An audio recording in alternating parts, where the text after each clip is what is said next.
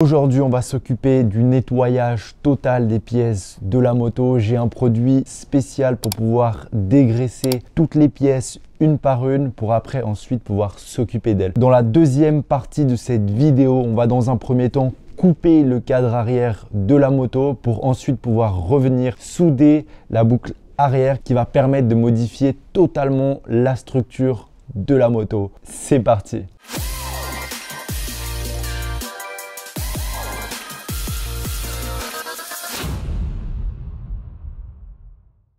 Ok, donc là, comme tu peux le voir, il y a toute la moto qui est totalement détachée. On a le châssis, on a les jantes, il y a les suspensions que tu vois pas derrière. Et là, il y a le moteur. Donc, je les ai bien répartis dans différentes caisses. Et là, je vais les sortir dehors. On va passer le produit dessus. On va le laisser agir genre 10 minutes, un truc comme ça. Et normalement, si le produit est assez efficace, ce que j'espère, la graisse de toutes les pièces devrait partir. Ça va faire un espèce de petit laitier, comme tu verras. Il faudra brosser à l'aide d'une petite brosse, mais ça va permettre vraiment d'enlever la graisse qui est incrustée depuis longtemps et qui pourrait pas partir juste avec un savon normal. Je les sors tout de suite.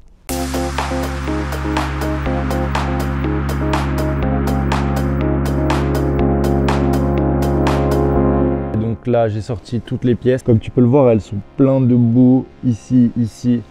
Là, on a le moteur. Je t'avais déjà montré dans la précédente vidéo. Il y a une fuite ici. Comme tu peux le voir, c'est vachement incrusté. Et ça, mine de rien, ça part pas en 2 secondes. Là, pareil, regarde les suspensions, elles sont complètement noires. Et vu qu'on va repeindre la partie basse de la suspension, tout ça, ça va être repeint. S'il y a le moindre centimètre de graisse, la peinture va pas accrocher et ça va pas du tout tenir dans le temps. Du coup, je veux absolument qu'il n'y ait plus une trace de graisse. Le châssis, c'est pareil. Là, tu peux voir ici. Et là, c'est bourré de graisse. Il y a même des cailloux dedans. Enfin, c'est dégueulasse. Du coup, je vais m'attaquer à ça directement. Je prends une brosse, une bassine d'eau, je dilue le produit, je laisse agir 10 minutes et puis ensuite je rince avec le jet d'eau.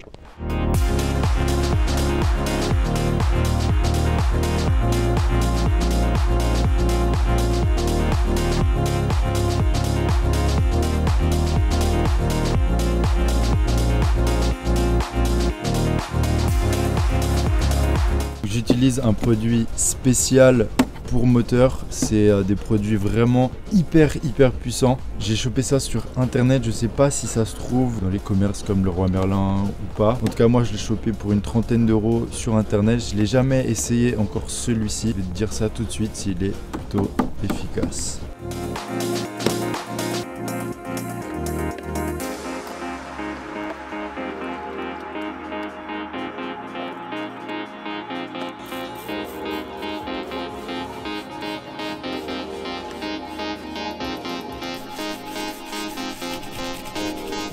J'ai laissé agir le produit une dizaine de minutes. C'est vraiment exceptionnel. Ça enlève toute la graisse, ça la dilue totalement. Je pense que je vais devoir passer plusieurs fois parce qu'il y a des endroits où elle est vraiment hyper ancrée. Là, j'ai déjà passé un premier coup d'eau et puis je vais voir le résultat. Je pense que je devrais repasser une deuxième fois, mais c'est vraiment exceptionnel. Il y a toute la graisse qui est en train de se diluer et j'aurais pas pu le faire avec un produit normal.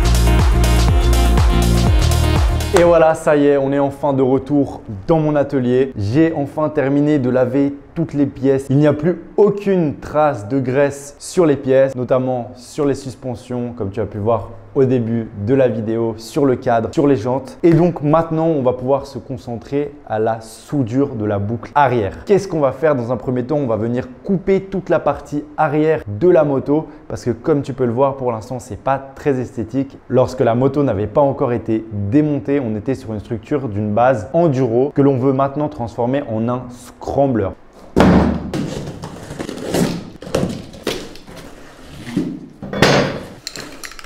Quelle est la caractéristique principale du scrambler, eh bien c'est tout simplement de venir souder la boucle à l'arrière afin d'obtenir une structure totalement parallèle au sol. Donc comme tu peux le voir actuellement, la structure n'est pas du tout parallèle au sol. On est sur une pente descendante, sauf que nous on veut une parallèle parfaite au sol. Qu'est-ce qu'on va faire? On va tout simplement venir couper à ce niveau-là le cadre, ici et ici. On va aussi supprimer toute cette partie-là. C'était la partie où se trouvait la batterie. Je vais venir la cacher en dessous de façon à ce qu'elle ne se voit pas et qu'elle ne fasse pas grossier sur le résultat final. Une chose que je voulais faire au départ, c'était de supprimer carrément toute cette partie-là pour vraiment avoir une partie le plus vide possible ici. Mais après réflexion, je me suis dit que ça n'allait peut-être pas être d'une grande sécurité de faire ça, de trop modifier la structure du cadre. Ce n'est jamais très bon. C'est pourquoi j'ai décidé de garder toute cette partie-là et de venir me reposer dessus avec la nouvelle boucle que je vais venir souder dessus. Pour la soudure, on va faire une soudure MIG MAG. Je vais te montrer le poste à souder avec lequel je vais faire tout ça juste là-bas. Il faut que je le mette en route. Mais dans un premier temps, on va d'abord couper la structure bien correctement avec la meuleuse. Puis ensuite, je vais venir prendre des mesures parce que comme tu peux le voir, pour l'instant, la boucle est beaucoup trop large par rapport à la structure du cadre. C'est pourquoi je vais devoir venir la tordre, je pense, avec des sangles. C'est la seule façon que j'ai trouvée parce que je n'ai pas tous les outils nécessaires. Je n'ai pas de forge ou quoi que ce soit. Mais je pense qu'avec des sangles, comme je vais te montrer, ça pourra faire le taf. Ensuite, je vais venir tailler une fente en biseau à ce niveau-là afin que celle-ci épouse parfaitement la structure du cadre. Je ferai certainement aussi la même chose sur la partie arrière avec une légère courbe pour venir poser la structure dessus et juste venir faire des points de soudure pour finaliser le tout. On regarde ça tout de suite, on s'y prend, j'ai hâte de m'y mettre. C'est parti!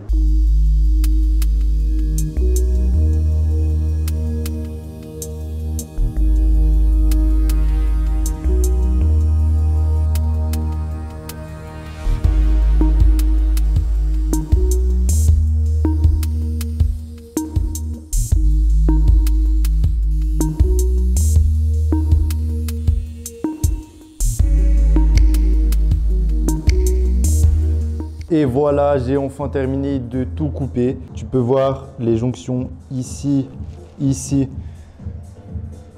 ici et ici. C'était les points stratégiques qui retenaient la partie arrière dans laquelle je voulais me séparer. Et maintenant, magie, magie, il n'y a plus qu'à retirer le chapeau et on voit la nouvelle structure de la moto. Et voilà, ça y est, la partie arrière de la moto est totalement virée. Je me suis enfin débarrassé de cette vieille boucle toute moche. Maintenant, prochaine étape, ça va être quoi? Ça va être de venir souder la nouvelle boucle à la place de l'ancienne de façon à avoir la coupe d'un scrambler. Comme tu peux le voir actuellement, la boucle à l'arrière est beaucoup trop fine par rapport à la largeur du cadre. Je vais donc me servir de sangles pour venir rapprocher la partie arrière, mais je vais faire de même à l'inverse pour la boucle à l'avant, car à l'avant, elle est malheureusement trop large et à l'arrière, elle est trop fine. Pour ceci, je vais me servir de sangles à l'avant et de sangles à l'arrière.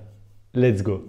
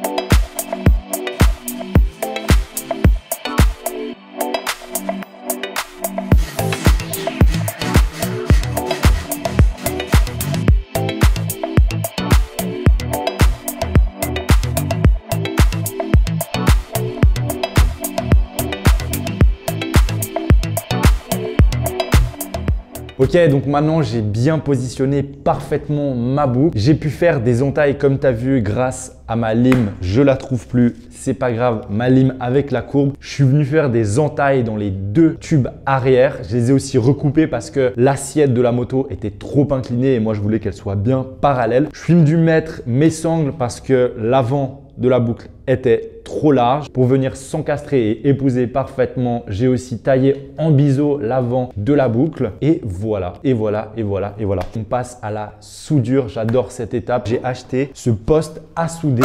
Olé, MIG, MAG, je ne sais pas si tu t'y connais trop en type de soudure. Il existe les MMA, les tungstène et les MIG, MAG et encore d'autres procédés. Enfin bref, moi j'ai décidé d'utiliser ce type de soudure parce que c'est la plus simple lorsque tu es débutant. La plus simple qui t'offre en général une qualité vraiment optimale, même si tu n'as jamais trop pratiqué. En tout cas, la solidité est là et c'est vraiment ce qui m'intéresse. Après, l'esthétique, ça vient dans un second temps. Ça, j'arrive à y retoucher après. Mais ce que je voulais, c'était surtout de la praticité, de la solidité et un poste qui fonctionnait. À l'époque, lorsque je commençais à souder, j'utilisais les postes à souder MMA. Tu sais, c'est avec cette fameuse électrode que tu viens mettre donc dans ta torche. Donc, à la place de cette torche électronique où tu appuies sur le bouton et l'électrode sort, donc le composant que tu viens déposer sur le métal, donc en général c'est de l'acier, ici on est sur de l'acier, et bien à l'époque c'était une torche où tu mets cette fameuse tige et je t'avoue que ce procédé est vraiment compliqué à prendre en main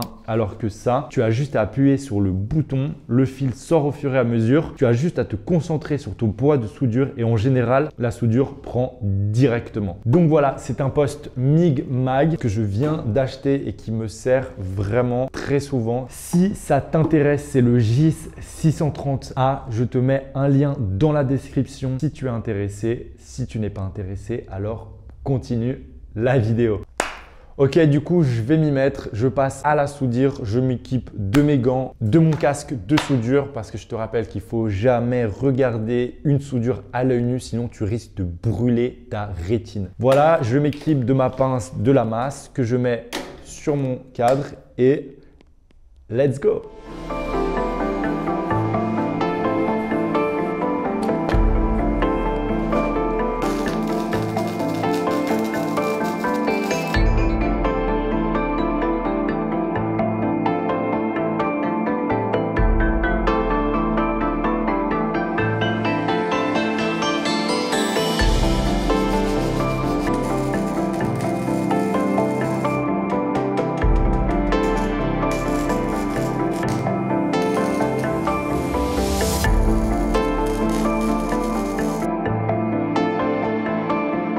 Alors voilà l'état de ma première soudure. Comme tu peux le voir, elle n'est pas magnifique. Elle est assez correcte, je dirais, dans l'ensemble. Il y a malheureusement des petits points qui ont collé sur le cadre. Ça, tu peux acheter des produits spéciaux qui empêchent que ces petits points apparaissent. Mais c'est aussi dû à un mauvais réglage de ma part. Je ne connais pas encore parfaitement mon poste, raison de ces petits points. On passe à une catastrophe en direct, mais la solidité est là. Je vais recommencer cette soudure. C'est tout simplement que j'avais un mauvais réglage au départ et ça fait justement des gros pâtés. Mais tu vas voir, c'est aussi pour ça que j'ai fait exprès de continuer pour pouvoir te montrer une situation où tu aurais des soudures de ce type-là. Ce que je vais donc faire dans un premier temps, je vais venir tout remeler avec ma meuleuse et puis je vais essayer de refaire un cordon bien propre. Et puis si je n'y arrive pas, je finirai à la pâte à souder comme je te montrerai juste après.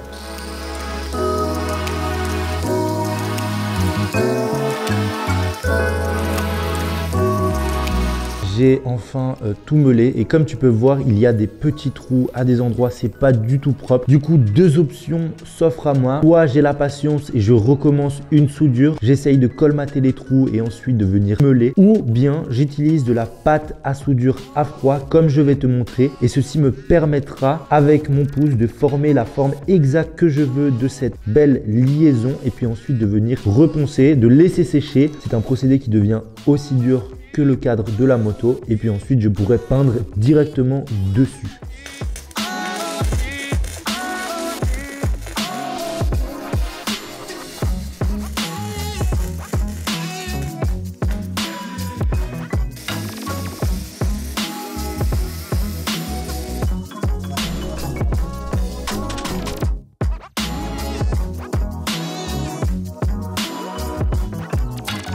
Ok, donc là je viens de finir d'appliquer ma pâte, c'est très grossier. Faut vraiment pas la garder longtemps dans les mains, là elle est en train de déjà sécher. Puis là je vais attendre 10 minutes jusqu'à ce que ça sèche et puis ensuite je vais meuler le tout.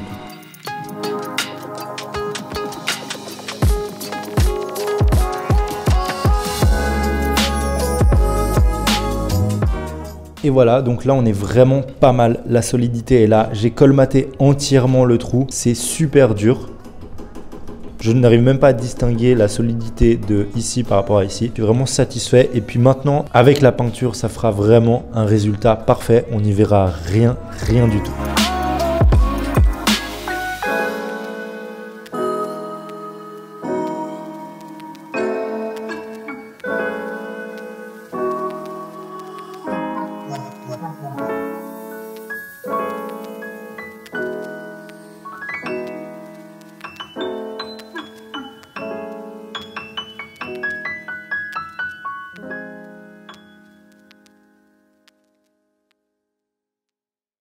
Et voilà, c'est maintenant la fin de cette vidéo. Tu as pu voir aussi bien le nettoyage des pièces que la conception et la soudure du cadre arrière. C'est un plaisir pour moi de te réaliser cette vidéo. J'espère que tu prends aussi un malin plaisir à les regarder, que ça t'inspire aussi pour tes projets, que tu puisses rejoindre peut-être la communauté Classical Mechanical. Une chose extrêmement importante que je voudrais t'annoncer, ça fait maintenant 2 ans que je travaille sur ce projet. J'ai sorti la première formation sur la conception de A à Z d'un Café Racer ou d'un Scrambler. C'est plus d'une 40aine de vidéos, aussi bien techniques que conception, mindset. En tout cas, il y a énormément de ressources dedans. J'y ai mis toute mon énergie pendant 2 ans, énormément de sacrifices pour enfin t'offrir un produit fini. On voit aussi bien la mécanique que l'aspect financier, mais aussi le mindset, comment aborder ce genre de projet. En tout cas, si ça t'intéresse, tu peux retrouver le lien directement dans la description. Tu auras le descriptif complet de cette formation. Ça serait un plaisir que tu rejoignes cette communauté avec nous pour toi aussi concevoir ton Café Racer ou ton Scrambler et qu'on puisse se retrouver après par la suite tous ensemble pour partager cette passion. Dans la prochaine vidéo, je te montrerai comment je réalise la peinture des différents éléments de la moto, notamment le cadre, les jantes, les suspensions et plein de petites autres choses. Mets un petit like en dessous de la vidéo, ça m'aide grandement à grandir et ça récompense un tout petit peu mon travail. Abonne-toi pour ne rien manquer, ne surtout pas manquer les prochains épisodes. En tout cas, d'ici là, garde la pêche et on se voit très vite. Ciao.